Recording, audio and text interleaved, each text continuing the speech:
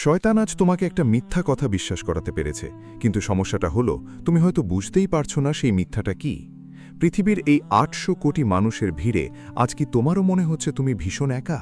চারপাশে সবাই হাসছে, কথা বলছে, কিন্তু তোমার বুকের ভেতরটা, সেখানে যেন একটা নীরব ঝড় বয়ে যাচ্ছে।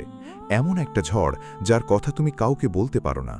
কেরিয়ারের চাপ, প্রিয় মানুষের কষ্ট, নিজের ভুলের বোঝা, সব মিলিয়ে তুমি ভেতর থেকে ধীরে ধীরে ভেঙে পড়ছ। রাতের পর রাত জায়নামাজে বসে কাঁদছ, আল্লাহকে ডাকছ, কিন্তু যখন কিছুই বদলায় না তখন শয়তান তোমার কানে ফিসফিস করে, আল্লাহ তোকে ছেড়ে দিয়েছেন, তোর মতো পাপীর দোয়া কবুল হবে না। যদি এই কথাটা কখনো তোমার মনে এসে থাকে তাহলে এই ভিডিওটা শেষ পর্যন্ত দেখো, কারণ আজ তুমি জানবে এই চিন্তাটা সম্পূর্ণ ভুল। আজ যদি এই ভিডিওটা তোমার সামনে এসে থাকে তাহলে থামো, এটা কোনো কাকতালীয় ঘটনা না, হয়তো আসমানের মালিক নিজেই তোমার সাথে কথা বলতে চান। আজ আমি তোমাকে এমন একজনের গল্প শোনাব যিনি তোমার চেয়েও 1000 গুণ বেশি কষ্টে ছিলেন, আর ঠিক সেই মুহূর্তে আল্লাহ তাকে পাঠিয়েছিলেন একটি চিঠি, সূরা আদ-দুহা। সময়টা প্রায় 1400 বছর আগের। আমাদের প্রিয় নবী মোহাম্মদ সাল্লাল্লাহু আলাইহি ওয়াসাল্লাম, ওহী আসা শুরু হয়েছে, জিবরাইল আলাইহিস সালাম নিয়মিত আসছেন। হঠাৎ সব বন্ধ। একদিন, দুদিন, এক সপ্তাহ, এক মাস, কোনো ওহী নেই, নীরবতা। এই সুযোগে মক্কার কাফেররা বলতে শুরু করল, তোমার রব তোমাকে ছেড়ে দিয়েছেন।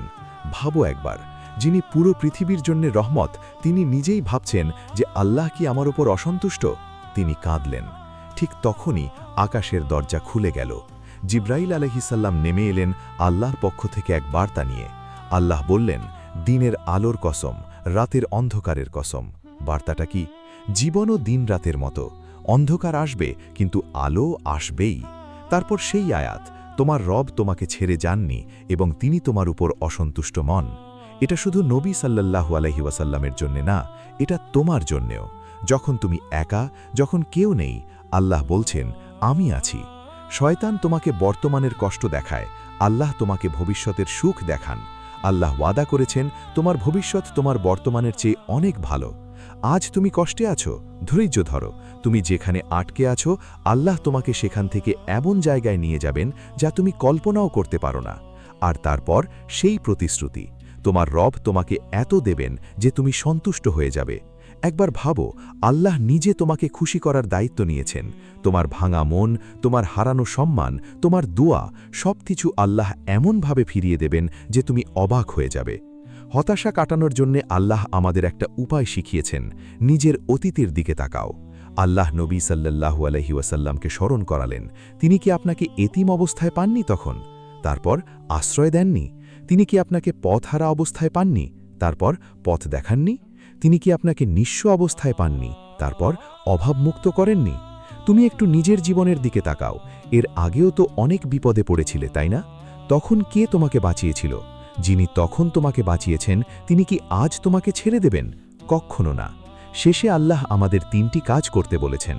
এতিমের সাথে কঠোর হইও না, সাহায্য প্রার্থীকে ধমক দিও না এবং আল্লাহর নিয়ামত স্মরণ করো। যখন খুব কষ্টে থাকবে তখন তোমার চেয়েও কষ্টে থাকা কাউকে সাহায্য করো, দেখবে আল্লাহ তোমার মনটা শান্ত করে দিয়েছেন। আজ থেকে যখনই মন খারাপ হবে, যখনই মনে হবে তুমি একা, অজু করে জায়নামাজে বসে পড়ো, সূরা আদ-দুহা পড়ো। এর অর্থ নিজের জীবনের সাথে মেলাও। মনে রেখো, তোমাকে হতাশার জন্য সৃষ্টি করা হয়নি। তুমি সেই রবের বান্দা যিনি অন্ধকার রাত ভেঙে ভোর আনেন। তোমার জীবনের অন্ধকারও কেটে যাবে ইনশাল্লাহ। প্রয়োজন শুধু সাবার আর আল্লাহর উপর ভরসা। আল্লাহ আমাদের সবাইকে সূরা আদ-দুহা বুঝার এবং এর উপর আমল করার তৌফিক দান করুন। আমিন।